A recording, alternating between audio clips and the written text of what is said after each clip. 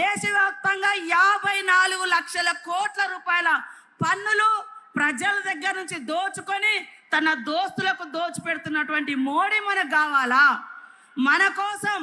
మన కోసం ఈ దేశం స్వాతంత్రం కోసం పోరాడి త్యాగాల కుటుంబం ఆనాడు నెహ్రూ గారు 12 సంవత్సరాలు జైలు జీవితం అనుభవించిండు.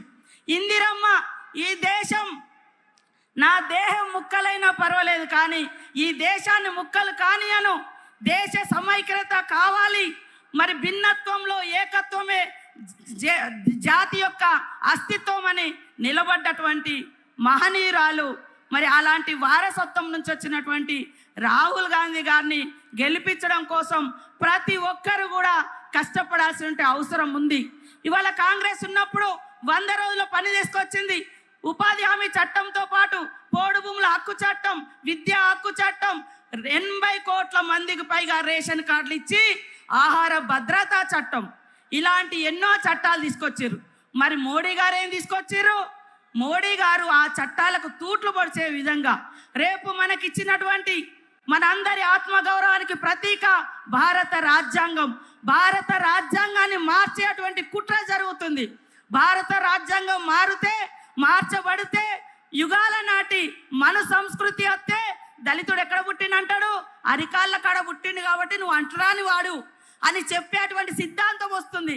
సమానత్వం అనేటువంటి రాజ్యాంగ హక్కులను ఈ మోడీ కాలంలో రాబోయే కాలంలో కోల్పోబోతున్నాం. దయచేసి ఇక్కడటువంటి ప్రతి ఒక్కరూ ఆలోచించండి.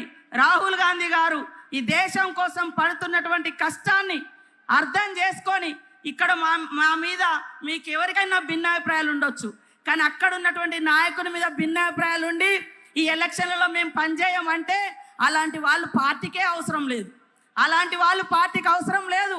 ఇక్కడ నిలబడ్డది బలరాం నాయక్ గారు కాదు, రాహుల్ గాంధీ గారు. రేవంత్ రెడ్డి గారి యొక్క గౌరవాన్ని పెంచే ఎన్నికలు, రాహుల్ గాంధీ గారి యొక్క గౌరవాన్ని పెంచే ఎన్నికలు. కాబట్టి ప్రతి ఒక్కరు కష్టపడాల్సినటువంటి ఎన్నికలని తెలియజేస్తా ఉన్నాను. దయచేసి ఈనాడు ఇక్కడటువంటి సోదరులు కూడా, మా లంబాడా సోదరులు, కోయా, గోండు, ఆదివాసీ నాయకపోడు సోదరులు అందరు కూడా ఐక్యంగా కాంగ్రెస్ పార్టీ మనందరికీ ఎస్టీ రిజర్వేషన్ ఇచ్చింది, కాంగ్రెస్ పార్టీ ఎస్సీ రిజర్వేషన్ ఇచ్చింది, కాంగ్రెస్ పార్టీ ఐటీడీఎల్ తీసుకొచ్చింది, కాంగ్రెస్ పార్టీ ఇవాళ ఉపాధి చట్టం తీసుకొచ్చి పేదలకు మరి పని కల్పించింది. అనేక చట్టాలు, ఉద్యోగాలు, ఉపాధి ఈ రోజు వరకు కాంగ్రెస్ తోటే. కాబట్టి ఇక్కడ ఒక వర్గాన్ని రెచ్చగొట్టడం, ఆదిలాబాద్లో ఇంకొక వర్గాన్ని రెచ్చగొట్టడం ఇది కాదు.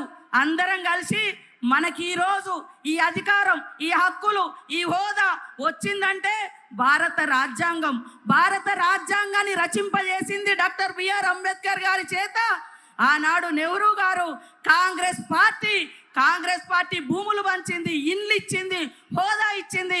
ఇన్ని సంవత్సరాల తర్వాత 34 ఏళ్ళైంది రాజీవ్ గాంధీ చనిపోయి.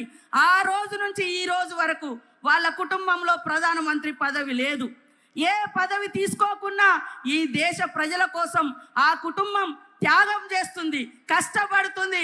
కాబట్టి ఒక్క అవకాశం నెహ్రూ, గాంధీ, ఇందిరమ్మ సిద్ధాంతాలను, ఆదర్శాలను ముందుకు తీసుకుపోవడం కోసం ఈసారి ఖచ్చితంగా రాహుల్ గాంధీ గారిని ప్రధానమంత్రి చేయాల్సిన అవసరం ఉందని తెలియజేస్తా ఉన్నాను. ముఖ్యంగా ఇక్కడ లంబాడా సోదరుడైనటువంటి మనందరి అభిమాన నాయకుడు మరి బలరాం నాయక్ గారు అన్ని కులాలతో, అన్ని మతాలతో, అన్ని వర్గాలతో అన్యోన్యంగా ఉండేటువంటి వ్యక్తి. కాబట్టి ఆయనకి ఇచ్చినాం. అదే విధంగా ఆదిలాబాద్లో ఒక ప్రశ్నించే గొంతుక, ఒక మానవ హక్కుల కార్యకర్త, ఒక సామాన్య టీచర్ గోండు తెగకు ఇవ్వడం జరిగింది.